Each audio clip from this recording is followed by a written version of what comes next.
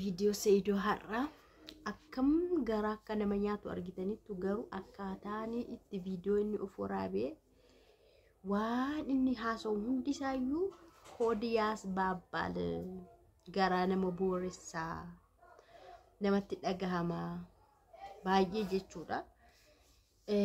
Sumayyaanis kan hamma kana hundumaa garaa jabaattee videetti sana laaltanittu kan idiidhaaf jedheeni idii bara darbee akkanatti dabarsine jedhee video keessa gaggalchaa ture.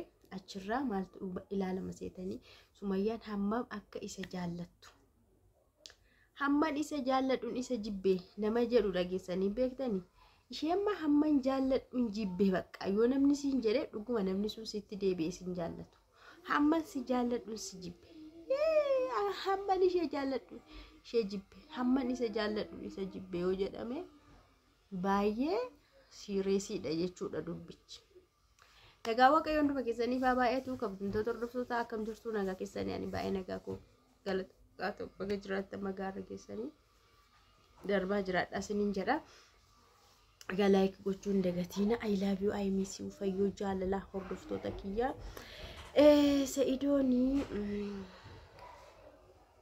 Saidoon baay'ee tokko nama azzansiisa.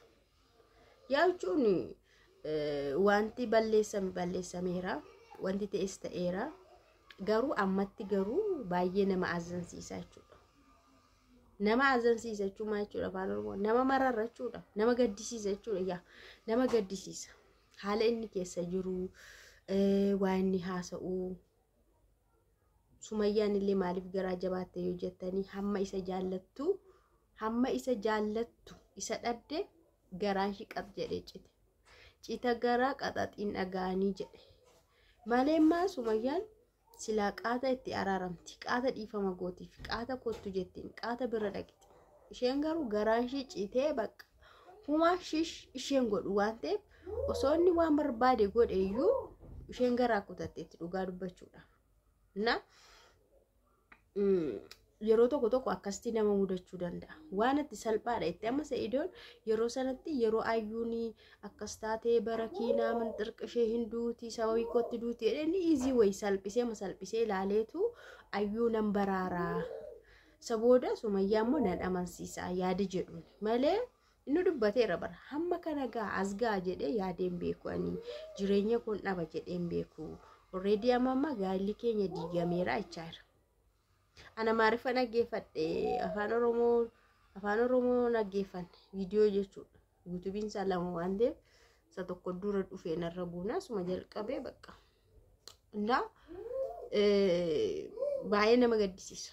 Baay'ee tokko nama gaddisiisan siniin jedha. Dhugaa dubbachuudhaaf Sumayyaan illee osoo dhiiste waanuma isaa dhiiste innis bakka amma maan tizzitaan maanni yaadannoodhaan jira yaadannoo mal yaadachaa jira yaadannoodhaan gubachaa jira yaadannoodhaan taa'ee dubatti deebisee ofiisaa akka ofii fakkeenyaaf Saidoon jechuudha waan hundumaan akka abbadu waan hundumaa akkanatti hin dhiisa nama dhiisu waan ta'eef dabara namni waa dhiisu muusiin hubatu argitan ofiisaa waan dhiisuuf waan hundumaa waan lallaaffisee ilaaluu fi Sumayyaallee yeroo sana yeroo shin gaafattu qoy booda sittima dhufeen sittima minaamin jedhee lallaaffiseetu nu warri dubartoota ammoo amma xammaadha murteen keessan jechuun waan tokko gaafatte amma sitti muumuu qaba ammuma si hubachiisamuu qaba kun amala dubartii hundumaati.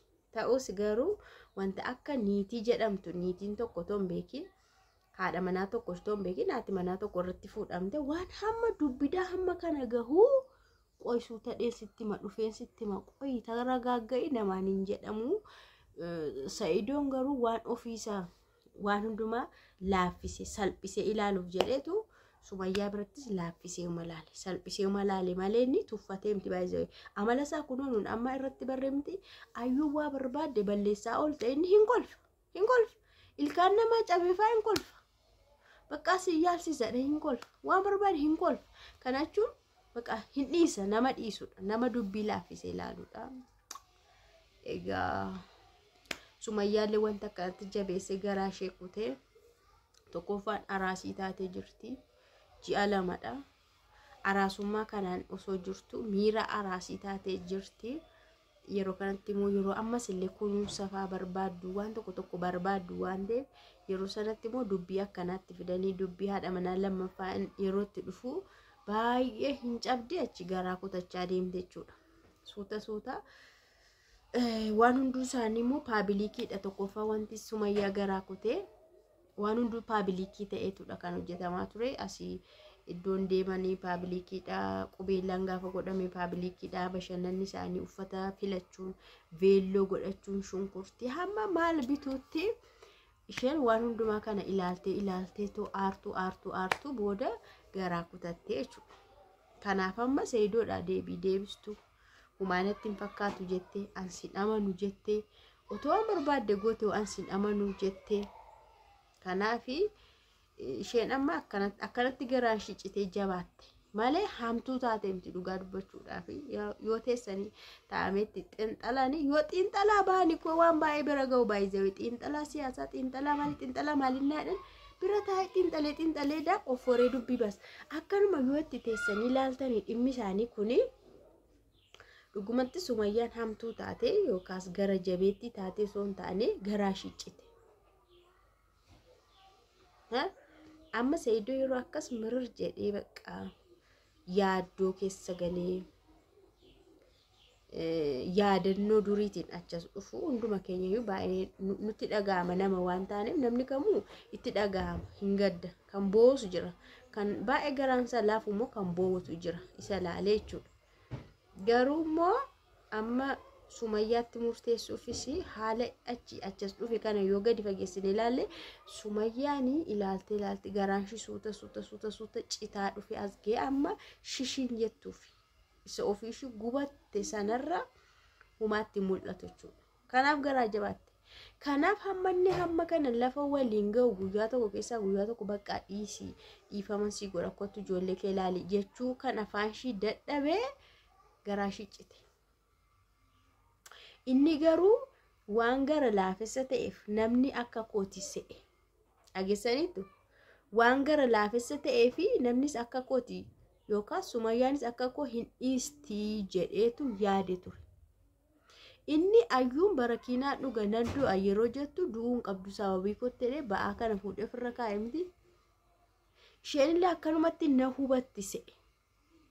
Isheen garuu garaan shincite. Kana wal darbe jechuudha. Garuu dhumarratti Waaqayyoo ijoolletti lamaan gidduu keessa hin jirtu kana ilaalee walitti sana araarsu. Garaashii siif laaffisu. Yaa atillee maaliitillee ammayyuu iddoo ishee jirtu wallaalte malee uma barbaadaa jirta. Ishee garaashii siif laaffisu bakka hangaa kootu ijoollee kee ilaalii siinaa jettu. Maal jennee gargaara dhugaan waan haasa'uun dhabeeshi.